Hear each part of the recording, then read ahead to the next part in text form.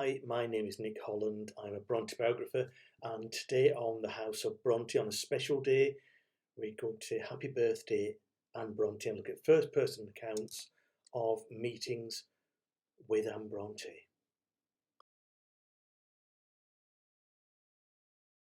Today is January the 17th, 2025, and January 17th in 1820 was the day on which Anne Bronte was born. Now, Anne Bronte was the sixth and final child of Patrick and Maria Bronte, and she became the final piece in the jigsaw of the world's most famous and enduring literary family. Now, Anne grew up as a baby of the family, but her mother tragically died just a year after Anne's birth, and the position of mother to Anne really was taken by her aunt, Aunt Elizabeth Bramwell, who travelled up from Penzance, 400 miles away in Cornwall, travelled to Haworth, and she remained in Haworth for the rest of her life. And Aunt Bramwell and Anne Bronte became very close. They shared a room when Anne was a child, and really, Aunt Bramwell became a mother to Anne Bronte.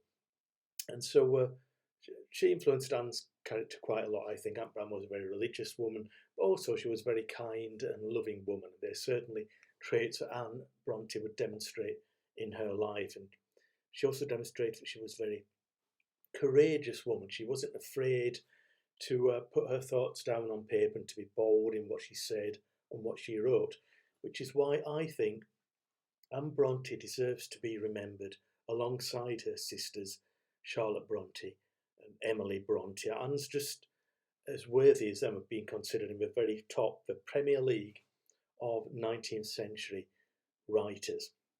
And Anne was a fine poet. She loved writing poetry. Emily was probably the best poet of the Brontes, but Anne wasn't far behind. A silver medal probably for poetry in the Bronte family to Anne Bronte, I think. But as a novelist, she was wonderful. She wrote, first of all, Agnes Grey, which was largely autobiographical, looking at her time as a governess.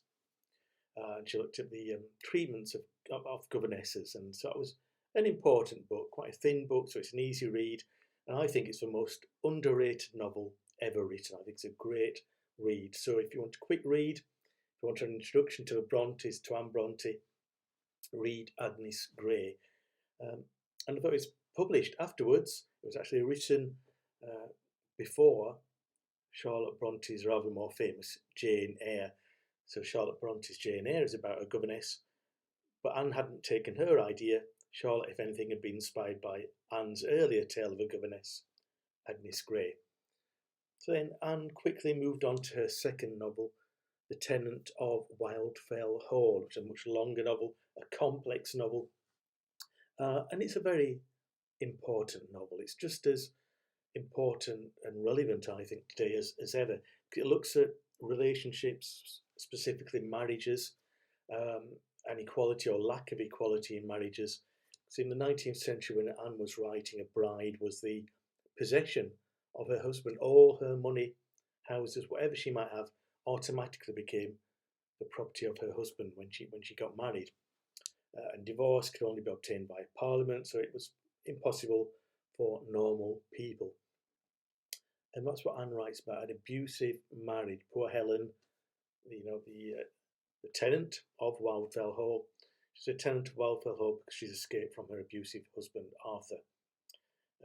And she details that in unflinching minutiae, really, of a marriage that's gone wrong, of a relationship, an angry man, violent, drunk, drug-fueled Arthur.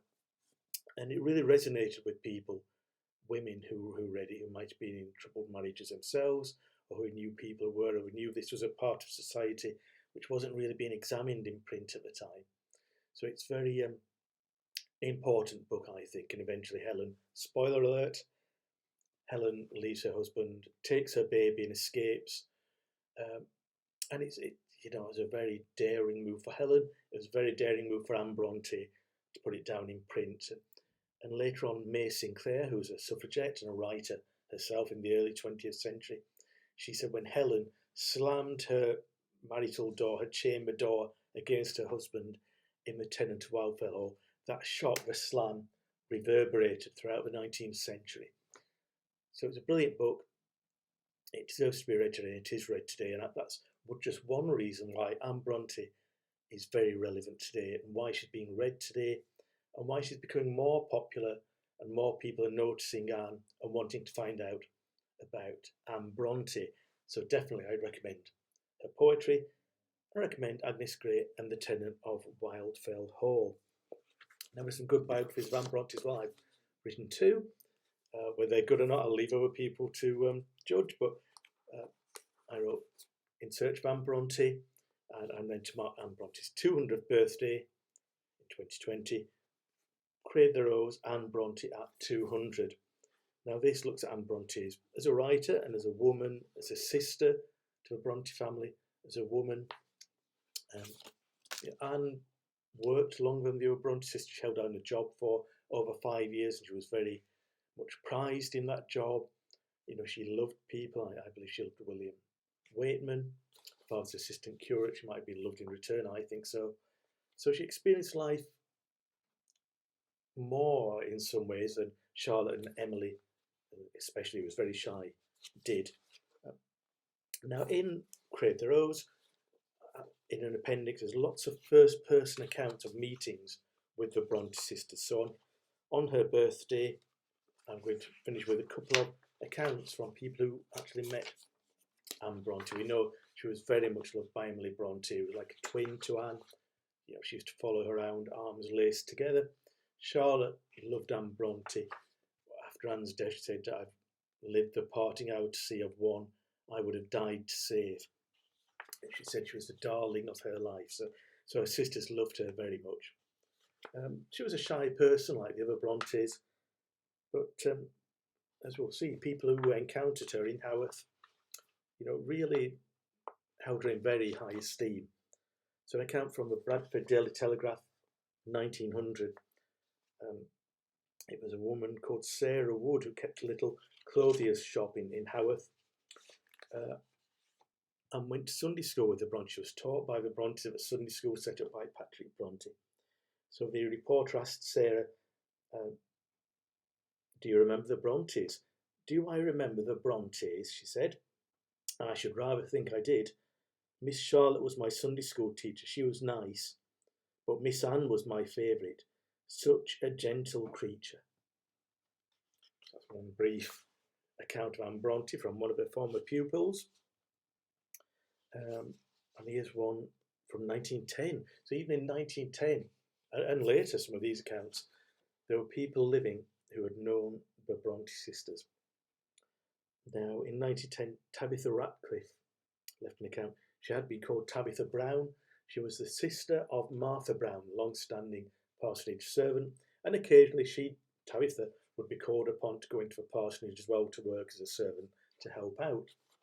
She was the daughter of John Brown, who was the Bramwell's great friend and the parish sexton. So she knew the Brontes very well, even though she was only young at the time. And after Charlotte Bronte's passing, the last of the Bronte children, a lot of her possessions went to Martha Brown, who she'd been very close to.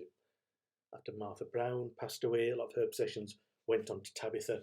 So she had a good collection of Bronte items by this time. 1910, when Cornhill magazine interviewed her. And the interviewers wrote, she, Tabitha Ratcliffe, still preserves a few mementos of the various members of the family, of Miss Bramwell, of Miss Bramwell a silk shawl, of Mr. Bronte a small hammer he had to use, and of Charlotte a delaine skirt and a white sprigged net veil, which latter has served as a christening veil for several of her grandchildren, Tabitha's grandchildren. Perhaps, however, her most interesting relic is a photograph on glass of the three sisters. I believe Charlotte was the lowest and the broadest, this is Tabitha speaking to the reporter.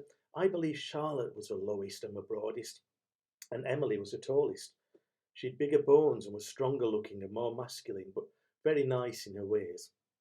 She comments, but I used to think Miss Anne looked the nicest and most serious like. She used to teach at Sunday school. I've been taught by her and by Charlotte and all. and it is on Anne that her glance rests as she says, "I think that is a good face."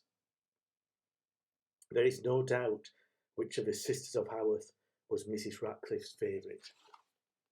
So Tabitha Ratcliffe, who knew the Bronte family well as a young woman, knew Charlotte, Emily, and Anne Bronte. Anne Bronte was her favourite. So Anne Bronte was a great writer. She was a great woman as well. So let's say happy birthday to Anne Bronte. Happy 205th birthday. Celebrate by reading one of the poems, one of her books, or a book about her. Or you can celebrate by liking and subscribing to the House of Bronte. So happy birthday, Anne Bronte. Some joyous moments in the Bronte story.